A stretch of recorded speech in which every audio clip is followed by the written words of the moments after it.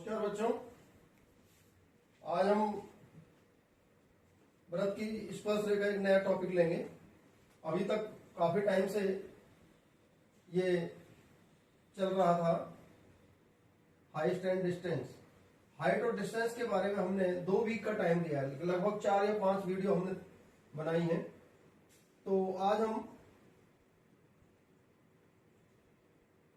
वृत्त की स्पर्श रेखा पर बात करेंगे। वृत्त की स्पर्श रेखा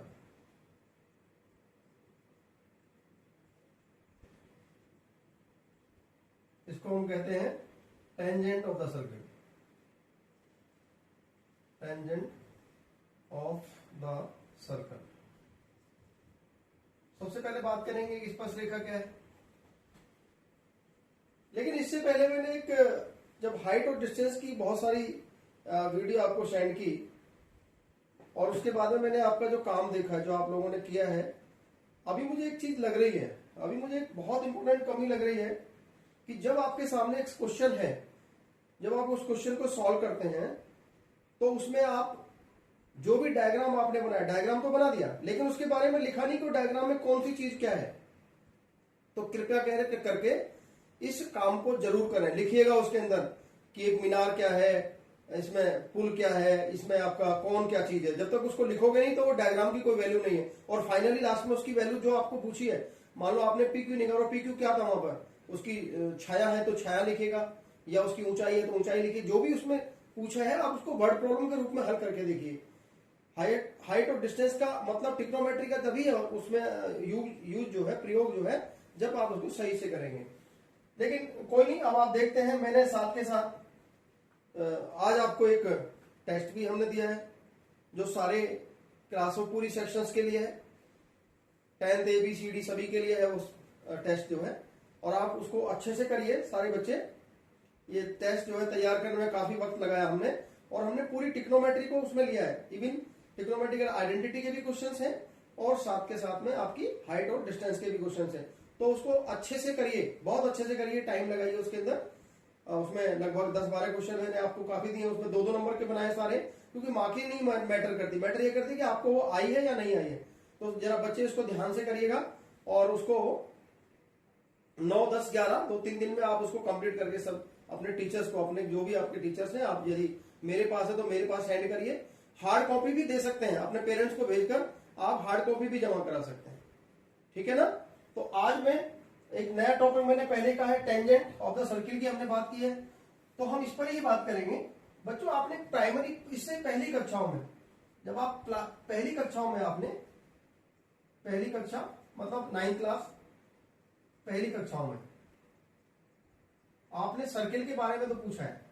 जब हम सर्किल के बारे में बात करते हैं तो ये आकृतियां तो आप अच्छे से, चूंकि हमने ज्योमेट्रिकल कंस्ट्रक्शन में भी हमने ये लिया था, आज में इसमें कुछ ज्योमेट्रिकल आकृतियां हैं, इनके बारे में आपको पता होना चाहिए। जैसे नंबर 1, सपोज करिए ये सर्किल है, ये इसका केंद्र है, इसका मैंने नाम रख दिया, और ये आपका जो है क्या है, ये केंद्र, ये केंद्र के नाम से मान लीजिएगा ये केंद्र है।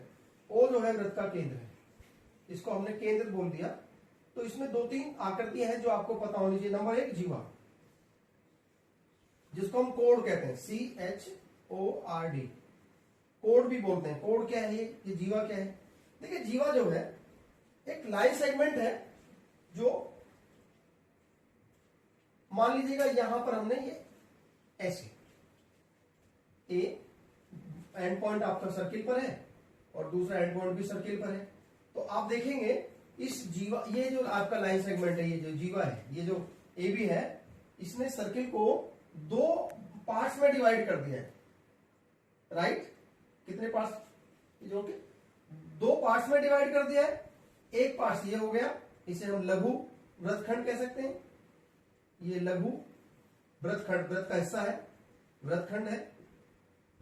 इसे हम माइनर सेगमेंट कहते हैं। और ये आपका हो गया मेजर। मेजर का मतलब दीर्घ, मेजर सेगमेंट, और इसको कहते हैं दीर्घ वृत्तखंड, दीर्घ वृत्तखंड। तो आपको इतनी बारे में पता होनी चाहिए। तो इस कोड की डेफिनेशन क्या बन गई, क्या है कोड?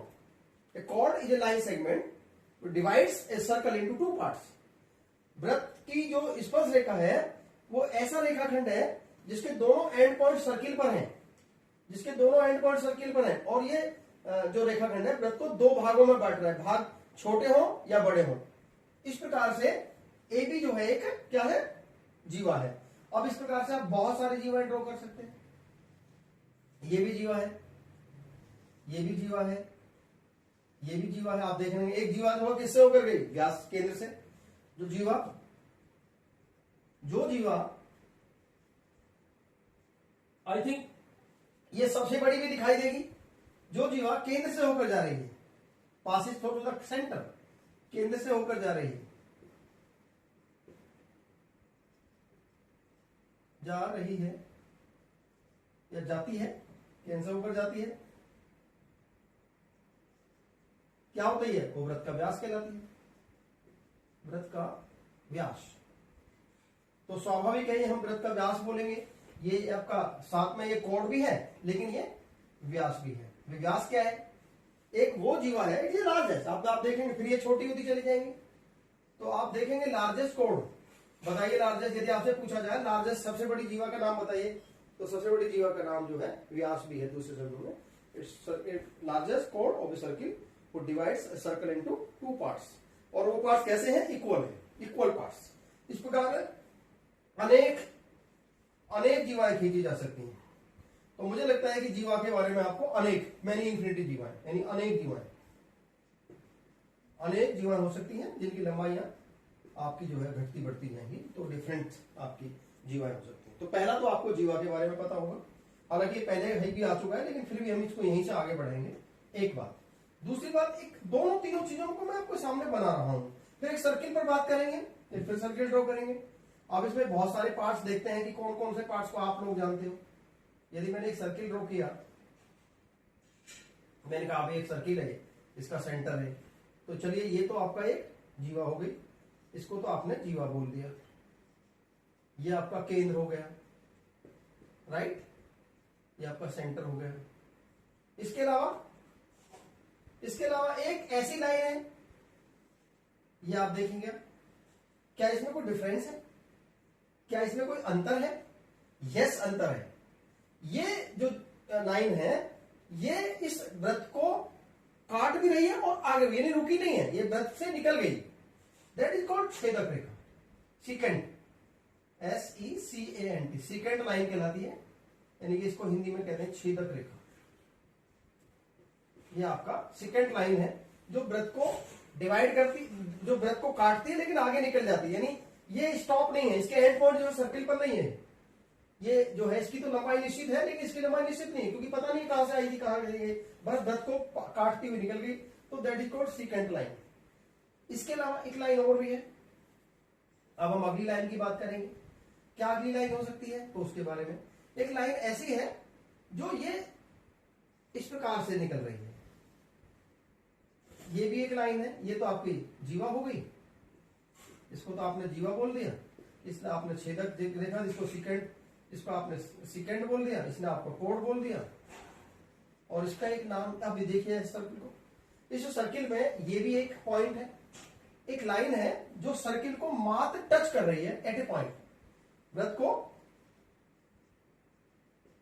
एक बिंदु पर मात्र क्या करती है, एक बिंदु पर टच करती है। टच माने छूना, टच कर रही है। तो आपको मालूम है इस लाइन का क्या है, इस लाइन को क्या कहते हैं? दैट लाइन इज कॉल्ड स्पर्श रेखा।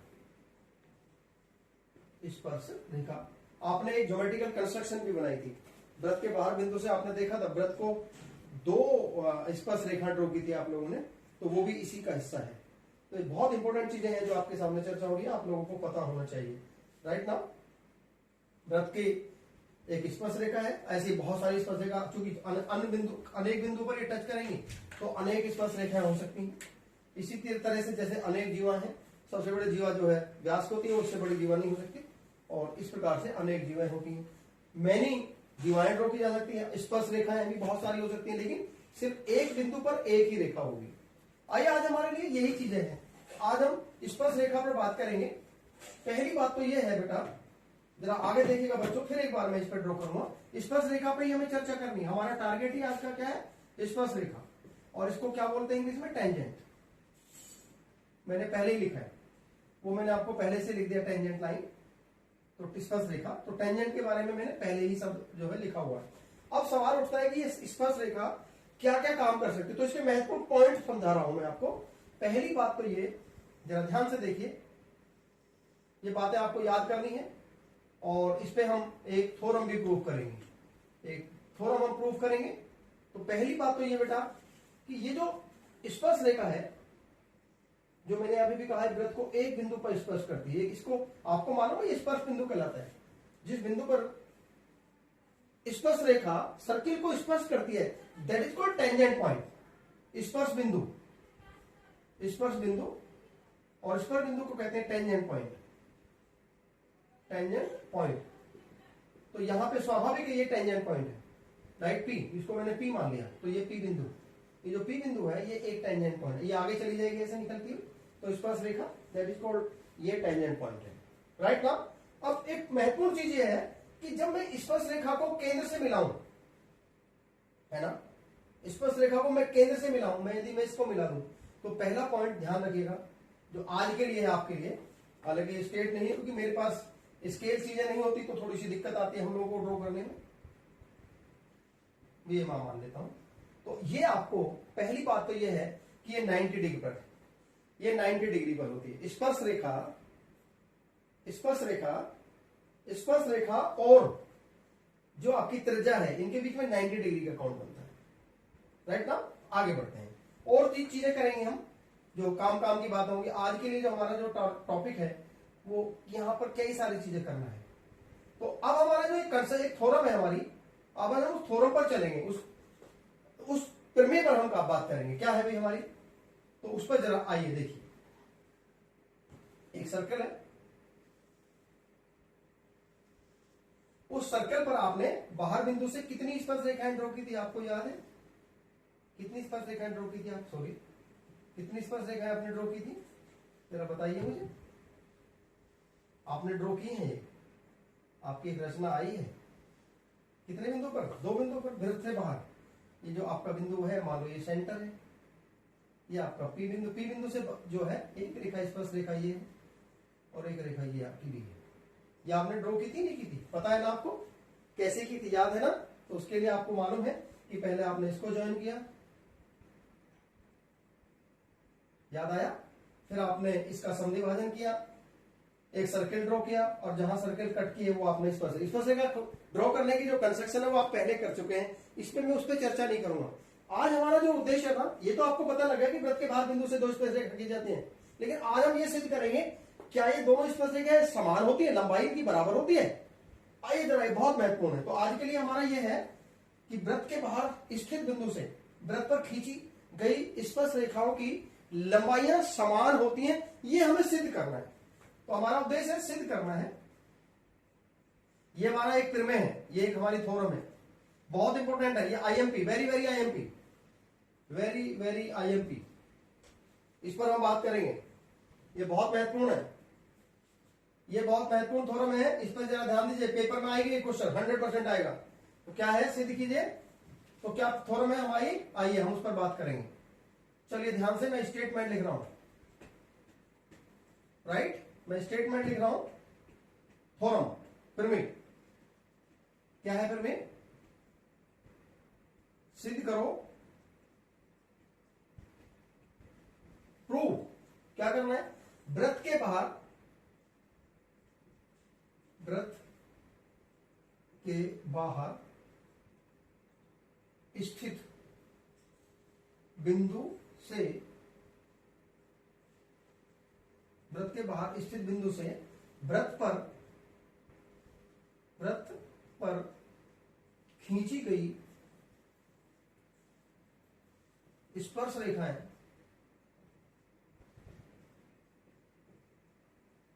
कैसी होती हैं? लंबाई में बराबर, यानी समान होती हैं। लंबाई में समान होती है, लंबाई में समान होती हैं, यानी उनकी लंबाइयां बराबर होती हैं। Prove in a circle the tangents drawn from the outer point. English medium में, इंग्लिश वाले बच्चे भी समझ लें, इंग्लिश में यदि मैं लिख रहा हूं the tangent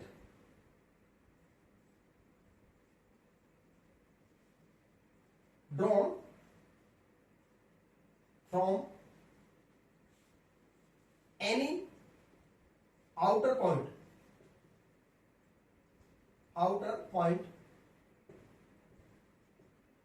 to the circle are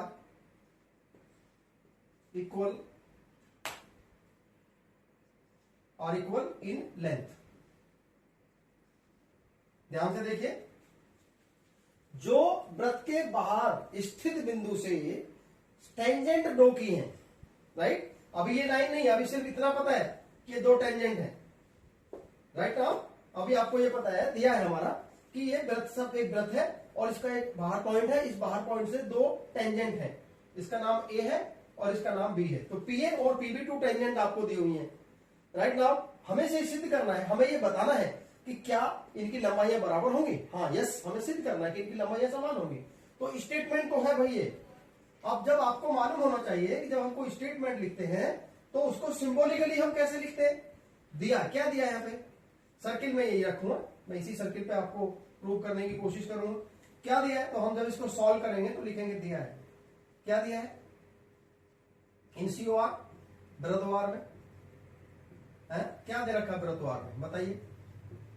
बाहर बिंदु P से, है ना, वृत्त के, ध्यान से समझने की कोशिश करिए, बाहर कई बार देखिए, वृत्त के बाहर बिंदु P से PA व PB स्पर्श रेखा है, ये स्पर्श रेखा है, स्पर्श रेखा है, ये आपको दिया है, राइट। क्या सिद्ध करना है, बहुत इंपॉर्टेंट है बच्चों, पेपर में आएगा इस तरह का सवाल जरूर। सिद्ध करना है, क्या प्रूव कर, to prove, to required, to prove, क्या सिद्ध करना है, PA इक्वल टू PB। बहुत इंपॉर्टेंट है। आइए, अब देखिए यहाँ पे कुछ आकृति नहीं बन रही है, तो इसके लिए हम कुछ जब हमारे पास कोई ऐसी आकृति आ जाए, जैसी कोई कंस्ट्रक्शन ऐसी आ जाए या फिगर आ जाए जिसमें कोई आकृति ना दिखाई दे, तो कुछ स्टेप रचना, तो रचना में हम कुछ स्टेप बढ़ा लेते हैं। तो हमने रचना में क्या किया, हमने रचना में कुछ स्टेप बढ़ा लिए। क्या स्टेप बढ़ाए, एक तो हमने इनको मिला लिया, जैसे कि अभी थोड़ी देर पहले मैंने आपको बताया था कि केंद्र से जब हम टेंजेंट को मिलाते हैं, तो जब केंद्र से टेंजेंट को मिलाते हैं तो 90 डिग्री का कोण बनाते हैं। ऐसे ही हमने इसको ज्वाइन कर लिया। हमने पहला पॉइंट हमने यही किया कि हमने दोनों को मिला दिया। तो हमने रचना में किया, OA व OB को मिलाया, ड्रॉन OA एंड OB, तथा OP को भी, इसको भी बढ़ा लिया। आप देखेंगे दो ट्रायंगल बन गए, है ना। चलिए, बस इतनी सी बात है। यस, बिल्कुल यही हमें काम करना है। तो हमने क्या किया, हम इसको और लिखिएगा, OA OB व OA OB, क्यों, तीसरे को भी एक साथ ले लीजिएगा, तीसरे को भी एक साथ ले लीजिए, इसको यहां लिखिएगा, OA जॉइन OA OB व OP को मिलाया। इंग्लिश में लिखेंगे तो join OA OB and OP, right. Now important है, ध्यान से देखिए। अब इसमें हमें देख रहे हैं कि दो ट्रायंगल बन रहे हैं, एक ट्रायंगल का नाम है POB और एक ट्रायंगल का नाम है POA। दोनों ट्रायंगलों में आप देखेंगे ये आप 90 डिग्री, आप यहां पे इसे 90 डिग्री देखिए। तो आइए हम इसके उत्पत्ति पे चलते हैं, उत्पत्ति। अब हम इसकी उत्पत्ति, प्रूफ, यही है महत्वपूर्ण, उत्पत्ति यानी प्रूफ, इसको इंग्लिश में प्रूफ बोलते हैं। क्या किया हमने, वो चीजें इसमें देखनी है। तो आइए जरा, ये बस यही पॉइंट है, ध्यान से देख लीजिएगा। सबसे पहले हमने दोनों ट्रायंगलों को ले लिया, क्या लिया, त्रिभुज PAO या POA, जैसे PAO लिखा है तो इसका भी लिख लो, त्रिभुज का PBO। दो ट्रायंगल बन गई, PAO और PBO। इन दोनों ट्रायंगलों में जरा देखिए, ध्यान से काम की चीज देखिए, बहुत इंपॉर्टेंट चीज दिख रही है। क्या दोनों में बहुत महत्वपूर्ण चीज है? एक तो बेटा ये है कि ये आपका 90 डिग्री है। जब ये 90 डिग्री है तो इनकी सामने वाली भुजा ये होगी या नहीं होगी? और तो इसे क्या बोलेंगे? करण। ये करण बन गई और ये दोनों में सेम है, कॉमन है। ये आपकी एक साइड है, तो यहां पे आप देखेंगे इसमें OA और इसमें OB, और ये बराबर क्यों है? क्योंकि त्रिज्या है, और त्रिज्या जो है वो बराबर होती है। आपको रीजन देना होता है, आपको मालूम होगा। OA बराबर OB वृत्त की त्रिज्या है। और एंगल अभी मैंने कहा OAP या PAO, जैसे कि मैंने अभी भी कहा, इनके बीच में एक एंगल है, एक राइट एंगल ट्रायंगल के अंदर कर्ण और एक भुजा, इसमें भी राइट एंगल ट्रायंगल के अंदर कर्ण और एक भुजा। तो RHS नियम का हम इसमें कॉन्ग्रुएंट बनाएंगे इनको, तो इसका नाम है PAO या OAP बराबर हो जाएगा एंगल OBP। और क्यों? ईच प्रत्येक 90, और जब 90 होती है तो समकोण हो गए। और इसी प्रकार से OB जो कर्ण है, यहाँ पे इसके सामने वाली भुजा ये और इसके सामने वाली भुजा, तो ये कर्ण भी बन जाएगी।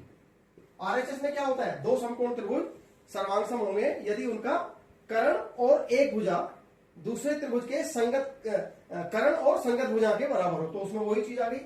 तो इसमें जो है आपका, इसमें तीसरा आपका OP, इसमें भी है और दोनों में OP आया, ये आपका कॉमन हो गई। और कॉमन जो आपको मालूम है, आपको क्या उभयनिष्ठ कहते हैं, तो इसमें RHS का नियम लगाइए, तो त्रिभुज क्या बन गया? आता है त्रिभुज PAO सर्वांगसम हो गया त्रिभुज PBO, और कौन से रीजन से? बाई RHS सर्वांगसम नियम द्वारा। और जब सर्वांगसम नियम का इस्तेमाल से दो त्रिभुज सर्वांगसम हो जाती है ना, वह दो ट्रायंगल्स आर कॉन्ग्रुएंट, तो उसमें CPCT लगाते हैं। मालूम है ना आपको? सर्वांगसम त्रिभुजों में सर्वांगसमता का रूल है, और वो ये है, यदि दो त्रिभुज सर्वांगसम है तो उनके संगत भाग बराबर होते। याद करिए 9th क्लास में, यदि इफ टू ट्रायंगल्स ऑफ यदि दो त्रिभुज सर्वांगसम है तो उनके संगत भाग बराबर होते हैं। तो संगत भाग क्या है? देखिए AP और BP क्या संगत भाग नहीं है क्या? एक ट्रायंगल में इसमें ये आया और इसमें ये आया, क्या ये संगत नहीं है? अतः फाइनली लिख दीजिएगा, क्या हो गया? फाइनल PA बराबर PB, और रीजन देंगे बाई CPCT। ये इसका नाम है छोटा, CPCT बाई CPCT, और यही आपको सिद्ध करना था।